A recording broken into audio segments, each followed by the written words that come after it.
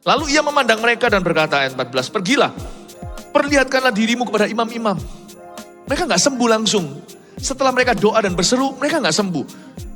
Lalu ia memandang mereka dan berkata, you go, pergilah, perlihatkanlah dirimu kepada imam-imam. Zaman dulu imam-imam ini tabib-tabib. Karena khusus kusta, penyakit lain boleh tabib. Tapi khusus kusta harus imam. Karena kusta disamakan dengan kutukan Allah. Kusta bukanlah penyakit seperti sakit gigi. Bahkan kanker zaman dulu mungkin namanya bukan tumor. Zaman dulu bukan namanya stroke. Zaman dulu bukan namanya heart attack atau serangan jantung. Kalau dulu Abigail punya satu suami, orang itu bebal namanya Nabal, di Alkitab mengatakan membekulah hatinya. Itu namanya kardiak, itu namanya arrest, serangan jantung. Tapi kalau yang namanya kusta, itu mereka anggap kutukan Allah. Jadi imam harus melihat karena itu spiritual sickness. Dan kusta itu ngeri, kusta itu jasmani.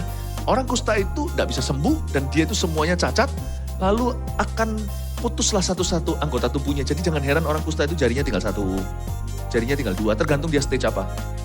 Hidung pun bisa copot, telinga. Kusta bukanlah hanya kasus kesembuhan, sembuh ya sudah.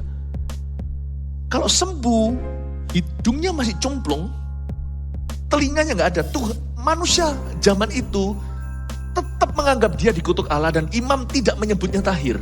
Jadi untuk seorang kusta dinyatakan sembuh, dia perlu hidung lagi. Dia perlu telinga. Itu namanya creative miracles, mujizat penciptaan. Dia butuh jarinya keluar. Kalau nggak gitu tetap dianggap dia najis, bukan tahir. Jadi kusta adalah sebuah penyakit yang begitu serius, mendatangkan kematian tentunya pada akhirnya. Dan mereka dikucilkan, makanya harus ke imam. Luar biasa, Tuhan itu bukan menantang, tapi Tuhan itu sangat tertib. Dia berkata, pergilah, perlihatkanlah dirimu kepada imam-imam. Disuruh pergi ke dokter saat itu, hanya imam yang mau ketemu mereka, itu pun dari jauh loh. Orang kusta itu bisa dirajam kalau dekat-dekat dari mereka, itu harus ada berapa meter dari orang. Social distancing sudah ada dari zaman dahulu kala. Tapi untuk kusta.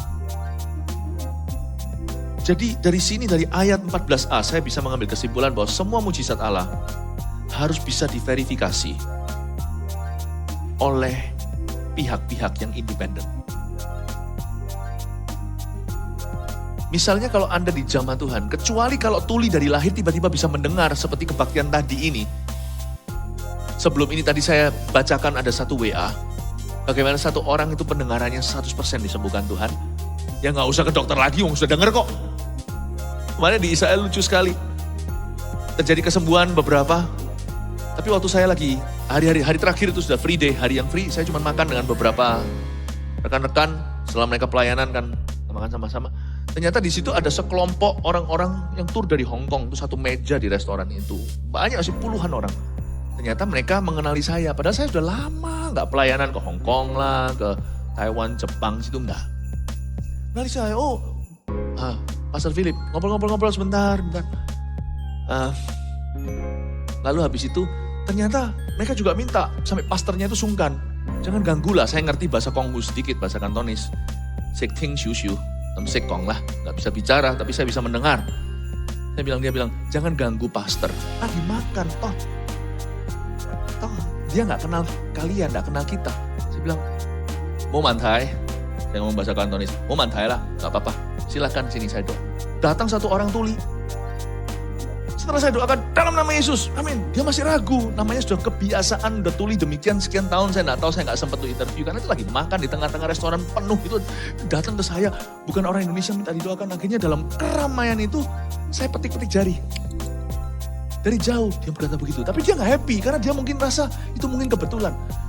Dia itu duduk, dia itu di sini, saya itu di sini. Saya bilang Yesus, dia sebut Yesus. Dia nggak happy ketika dia noleh, teman-temannya bilang he. Noleh dia lihat sejauh ini, baru dia senyum. Karena kedengaran kecil, ya kecil lah, restoran rame. Saya sejauh ini ngomongnya pelan-pelan, Yesus, artinya Yesus. Dia kira dia cuma dengar samar. Waktu itu dia mau nangis sekali. Dia senang sekali. Langsung saya nggak bisa makan.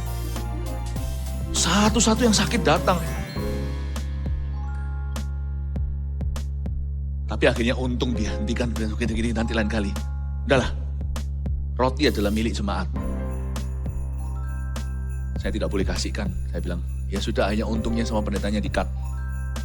Karena saya pulang mau mengadakan kebaktian kesembuhan. Bukan saya menyembuhkan, Yesus menyembuhkan hari Jumat besok. Haleluya.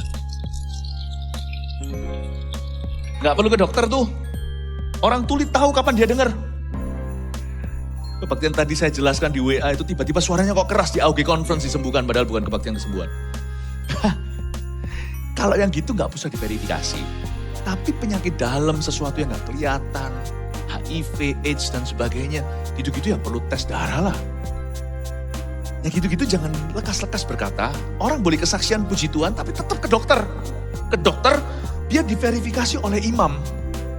Sesuai dengan source, sesuai dengan sumber-sumber yang dapat dipercaya. Validasinya dari mana? Yesus berkata, kamu pergi ke imam.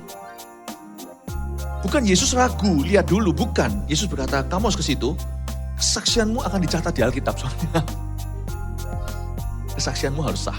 Sah bagi aku, iman itu ketika kita tuh dapat mujizat itu bisa jadi ketika kita percaya, bukan ketika kita melihat. Tapi tetap harus ada sesuatu yang sah, yang bisa dibagikan.